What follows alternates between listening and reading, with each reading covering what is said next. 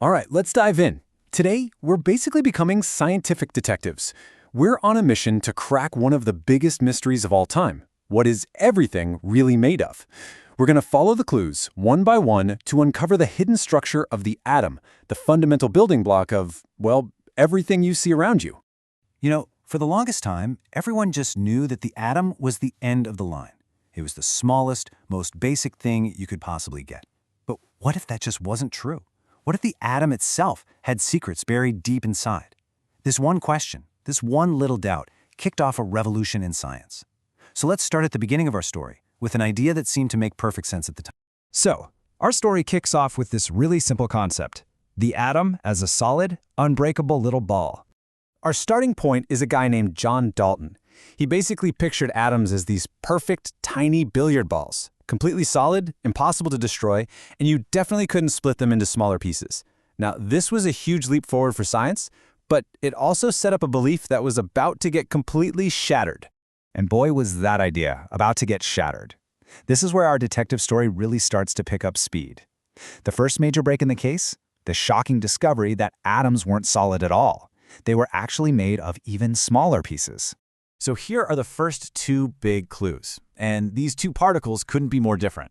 On one side, we've got the electron, discovered by J.J. Thomson. It's got a negative charge, and it's incredibly light. Its mass is basically nothing.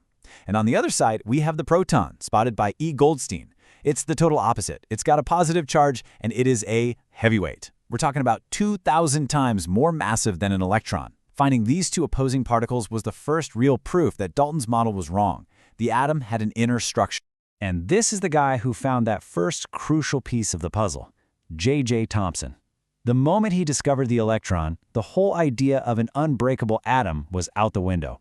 So the big question became, how in the world do these positive protons and negative electrons fit together inside this tiny atom? Okay, this next part of our investigation is where things get really good. It's a showdown between two very different ideas about how the atom is laid out. And it all comes down to one of the most brilliant experiments ever designed. So, Thomson took the first shot at explaining this, and his idea was pretty clever. He called it the plum pudding model. Just imagine a ball of positively charged goo, kind of like a pudding, and scattered all through it are these little negative electrons like plums. Or if you don't like pudding, think of a watermelon. The positive charge is the big red part, and the electrons are the seeds. It made sense, and it explained how both particles could exist in one atom. And that brings us to the next key detective in our story, Ernest Rutherford. He had actually been a student of Thomson's, and he was totally fascinated by this plum pudding idea.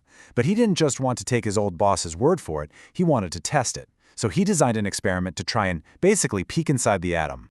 The setup was just brilliant. Okay, so picture this. Rutherford's team fires this beam of tiny positive particles. Think of them as microscopic cannonballs, at a sheet of gold foil so thin it was almost transparent. Now, if the plum pudding model was right, those heavy cannonballs should have just blasted right through the soft, spongy atoms. That's what everyone, including Rutherford, expected to happen. But that is not what happened.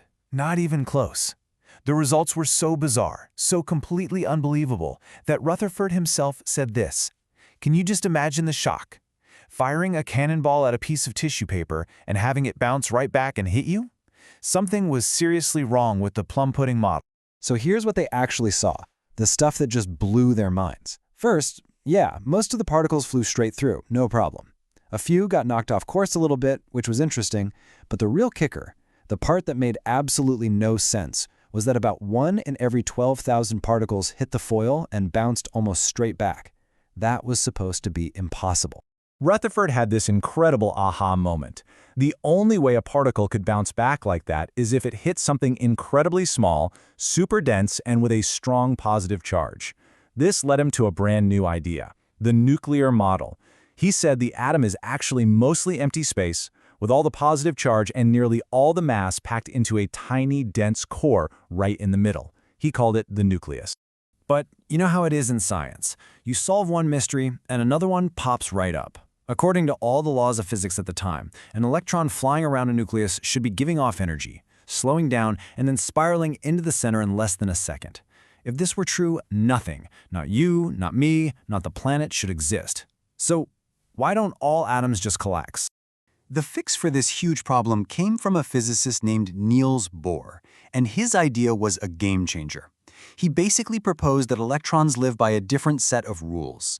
He said they can only exist in very specific stable orbits, or energy shells, and as long as an electron stays in its special orbit, it just doesn't lose energy.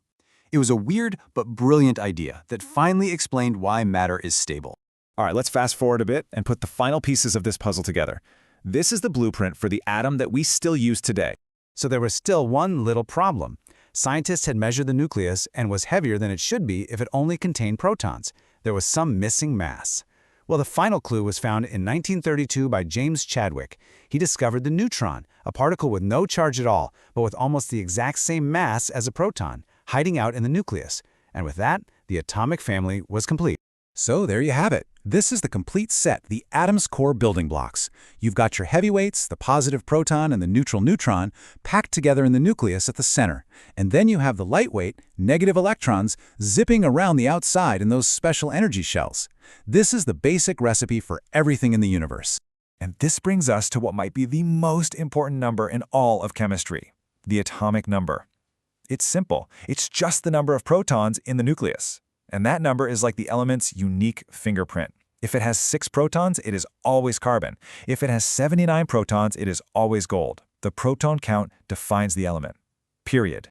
And if you want to know how much a specific atom weighs, you just count up the heavy stuff in the middle. Add the number of protons and neutrons together, and you get what's called the mass number. It's that simple. It tells you the mass of that particular atom. But here's where it gets even cooler. The blueprint isn't always exactly the same. What happens when an element has the right number of protons, but a different number of neutrons? Well, that's when you get a fascinating twist. This is what we call an isotope. Take a look here. Both of these atoms have 6 protons. That means they are both carbon. Chemically, they act the same. But look closer. Carbon-12 has 6 neutrons, while carbon-14 has 8 neutrons. So it's still carbon, but it's a little bit heavier. It's the same element, just with a different mass. And this tiny difference has huge consequences. And this isn't just some weird textbook fact. Understanding isotopes has totally changed our world. A specific isotope of uranium is what we use to fuel nuclear power plants. A special isotope of cobalt is a critical tool that doctors use to fight cancer. And isotope of iodine is used to treat thyroid problems. This isn't just theory. This is science that saves lives every single day. So, we've followed the clues, we've cracked the case, and we've mapped the structure of the atom. But our detective story ends with one last absolutely mind-bending idea. Remember Rutherford's discovery? The atom is mostly empty space. So if you, and me, and the chair you're sitting on, and everything that feels solid is made of atoms that are 99.9% nothing, what does that mean we're really made of? Something to think about.